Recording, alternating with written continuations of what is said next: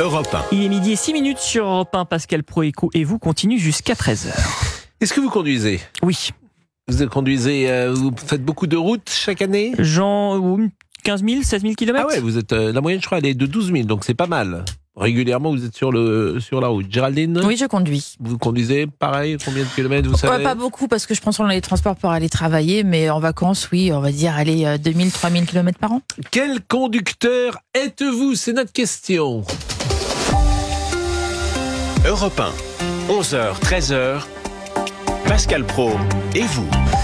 Quel conducteur êtes-vous ? Selon un baromètre de la fondation Vinci Autoroute, les incivilités restent très importantes au point que 88% des automobilistes ont peur de l'agressivité des autres. 55% des conducteurs klaxonnent de façon intempestive, ce qui les énerve. J'ai pas l'impression qu'il y a pas mal de gens qui peuvent m'énerver sur la route. Je sais pas si vous klaxonnez. 32% collent délibérément le véhicule d'un conducteur qui les agace. Vous faites ça, vous ? Non. 32%, c'est beaucoup. 67% des conducteurs reconnaissent insulter parfois les autres. Est-ce que vous avez déjà insulté quelqu'un, monsieur Fabrice Lafitte ? Je vais être honnête, oui, ça m'est arrivé. Alors, en fait, tu dis... Mais alors, tu baisses pas ta vitre ou... non plus, tu le dis dans ta voiture, tu lui dis pas directement. Ça m'est arrivé de baisser la vitre, mais rarement. Ah bon ? Oui. Ouais, quand je vois qu'il est beaucoup plus fort, je remonte très vite la vitre. Le mot qu'on dit tous dans ces cas-là, oui, j'imagine, on le sait, mais j'ai pas l'impression que tu vas baisser ta vitre. Bon. En plus, moi, si je baisse la vitre, j'ai peur que parfois, s'il te reconnaît, en plus, après, il va dire, oh, il insulte les gens. Donc bon, je dis rien. 18% disent sortir de leur voiture pour s'expliquer avec d'autres automobilistes. Est-ce que vous êtes déjà sorti de votre voiture ? Non. Non, jamais. Vous êtes toujours resté dans votre voiture ? Ouais, je vis dans ma voiture. Bon, est-ce que vous vous reconnaissez ? Venez témoigner évidemment au standard d'Europe 1. On va écouter Yves Cara, qui est porte-parole de l'association, pardonnez-moi. Mais non, mais je suis enrhumé. C'est le rhume. Porte-parole d'un saucisson, c'est fort, bien ça. Non, mais je suis aujourd'hui, je viens de prendre les fameux antihistaminiques qu'on m'a donné. Oui. Porte-parole du saucisson. J'ai le nez pris aujourd'hui. Ouais, non, mais on a compris, c'est bon. C'est tombé hier à 11h30. J'aurais pu rester au fond de mon lit. Oui, mais qu'est-ce qui s'est passé ? Il y a eu un événement particulier ? Les pronos de Jacques Vendroux ? Non, c'est pas, non. Pollen, non, on est un peu des allergies, donc c'est peut-être pas agréable pour l'auditeur. Oui, il y avait une plante dans le couloir hier et avant-hier. Je l'ai déplacée très loin puisqu'elle embaumait et même moi, ça m'a fait la même réaction. Elle s'appelait Géraldine. Une plante des pieds. Bon, je voudrais qu'on écoute donc le porte-parole de l'association Mobilité Club. Il est interrogé par Laurent Tessier. Alors, ce qu'il y a de certain, c'est qu'il y a un ressenti d'insécurité générale dans la vie en général, voilà. Et sur la route, ça doit se ressentir un petit peu aussi. Après, personnellement, j'ai pas l'impression qu'il y ait plus d'agressivité au volant.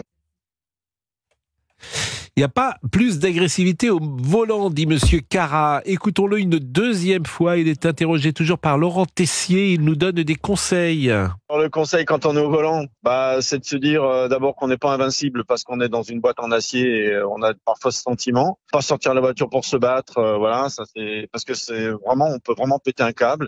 Et puis respirer 2-3 fois avant de faire quelque chose qu'on pourrait regretter, se mettre en colère. Je sais que c'est pas facile, puis se dire que si on perd quelques minutes au volant, c'est pas grave, le principal c'est d'arriver. Mais c'est vrai que voilà, les embouteillages, les bouchons, notamment dans les villes, tout ça, ça peut créer vraiment un sentiment d'énervement, d'impatience et d'agressivité. Restons calmes, respirons avant d'agir.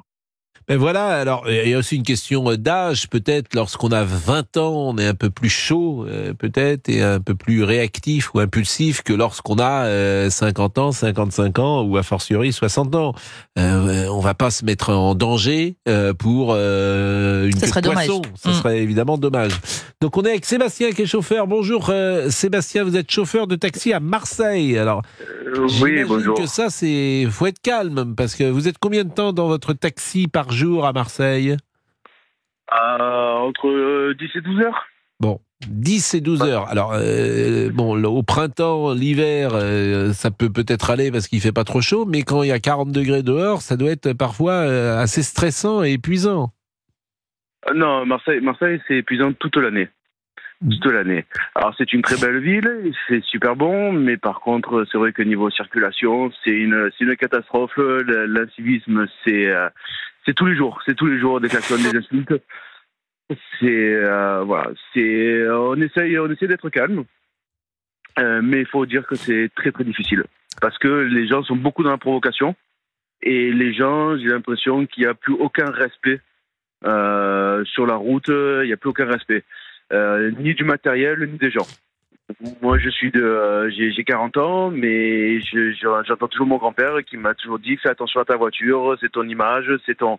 Et aujourd'hui, les gens, ils ont une voiture qui coûte plusieurs dizaines de milliers d'euros et ils en ont rien à faire. Ils accrochent, ils forcent le passage. C'est catastrophique. Non, mais c'est vrai que c'est la guerre, Marseille, disons-le, en termes de circulation, comme beaucoup de grandes villes, bien sûr. Mais est-ce qu'il y a des beaucoup d'espaces réservés uniquement aux taxis à Marseille ? Alors non, réservé aux taxis, non. On allait, enfin, je sais pas ce que vous appelez les espaces réservés aux taxis, mais nous c'est les voies des bus où on a le droit de prendre la voie réservée aux bus pour aller, on va dire, pour aller plus vite. Mmh. Et le centre-ville est un tout petit peu équipé, mais c'est vraiment pas c'est pas facile de circuler en taxi dans Marseille. Bon, est-ce que vous voyez parfois des gens se battre ? Oui, clairement. Se battre vraiment, pas s'engueuler, se battre. Il y a une semaine, c'est ce que je disais à Olivier, il y a une semaine, j'ai un collègue qui a filmé deux mamans de une trentaine d'années, il les a filmées, hein.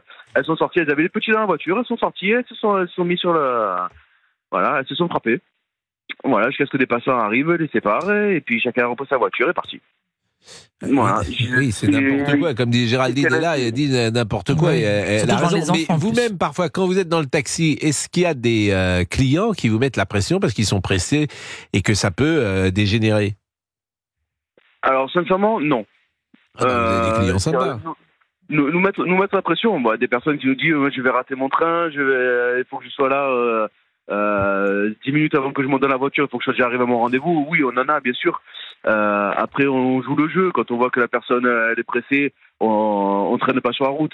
Après, c'est pas notre intérêt non plus que de traîner. Voilà. Des personnes qui sont désagréables dans la voiture, qui mettent la pression, on en a. Mais c'est pas la majorité du temps. Sébastien, vous allez rester avec nous. Vous travaillez aujourd'hui 8 mai ? Non. Je suis en week-end prolongé jusqu'à lundi. Ah, vous êtes en week-end, parce que le 8 mai, les chauffeurs de taxi à Marseille, on les salue d'ailleurs, et puis tous les chauffeurs de taxi de France et de Navarre. Mais c'est payé double aujourd'hui, la course, c'est férié ? Quand c'est férié, oui. C'est un tarif de nuit férié, c'est payé double. Oui, c'est payé double. C'est le double, pile, la nuit, c'est le double, le tarif de la journée ? 19h, 7h, c'est le même tarif que le dimanche et jour férié. D'accord. Et c'est le double. C'est le double. Oui. Ah oui. Parce que nous, à Marseille, donc c'est quand même intéressant en termes.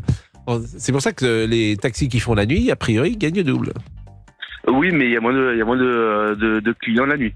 Ah, oui. S'il y a moins de clients et qu'effectivement, s'il y a 2 fois moins de clients. Mais qu'on gagne 2 fois plus, ça revient au même. Qui gagne 2 fois plus. Par contre, c'est presque un sujet. Supposez que la baignoire coule avec 3 litres. Vous n'avez pas eu ces sujets-là, vous, ces problèmes d'ailleurs en plein. Si, j'ai un tout petit peu été à l'école, hein, vous m'excuserez. Oui, il y avait, de votre temps, il y avait peut-être plus ce qu'on appelait des problèmes. Mais sûr que si. Mais il y a que ça. Des situations, etc. qu'on doit résoudre. Problèmes, une baignoire est remplie. Si, j'avais beaucoup de problèmes, vous inquiétez pas. Elle s'écoule à hauteur de 1 litre d'eau par 10 secondes. En combien de temps la baignoire sera-t-elle vide ? Ça, vous l'aviez ? Oui, par exemple. Bah oui. Ah bon. Bah vous croyez quoi ? Non, mais c'était des problèmes un peu à l'ancienne. Non, mais ça n'a pas changé, hein, c'est les mêmes, bien sûr. Il est 12h15. Il est réveillé, le monsieur Florian Carrasco. Il a la marque de l'oreiller encore. Il a une petite tête. Il est complètement déprimé, je ne sais pas. Mais il est derrière vous, il fait. Qu'est-ce que vous faites là ? J'écoute l'émission, Pascal. Ah oui, vous n'êtes pas payé pour écouter l'émission, ami. Ah bon ? Si, un peu quand même. Un peu quand même. Bon, allez, 12h15. Au boulot. Pour réagir avec Pascal Pro de 11h à 13h. Sur Europe 1, vous composez ce numéro. Appelez Pascal Pro au 01 80 20 39 21.